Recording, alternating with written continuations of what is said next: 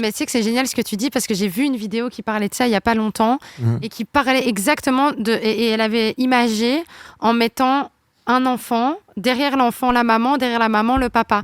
Et en fait, elle expliquait que là où il y a un dysfonctionnement actuel concernant les couples et les familles, etc., qui peut parfois être compliqué pour la maman. Après, bien sûr, il y a les complications pour le papa aussi, qui lui a besoin de trouver sa place et que la maman ne donne pas toujours la place à l'homme.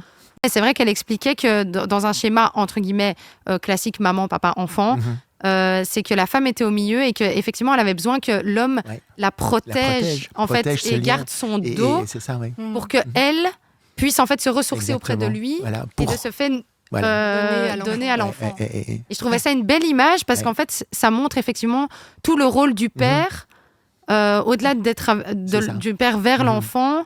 C'est du père vers la mère, vers l'enfant. Voilà. Et je trouvais ça et c'est très comme beau ça qu'il crée image. le lien aussi avec son enfant. Et je crois que la nature, tu vois, c'est plus facile. Beaucoup de pères avec un tout petit, ils savent pas. Enfin, on n'est pas, on l'a pas eu 9 mois dans notre ventre et tout ça. Enfin, ça prend peut-être un petit peu plus de temps de créer ce lien, et notamment, mais ça peut se faire justement à travers la mère. Et cette exigence, il y a des pères qui sont là, mais moi je veux donner le biberon pour avoir le lien. Non,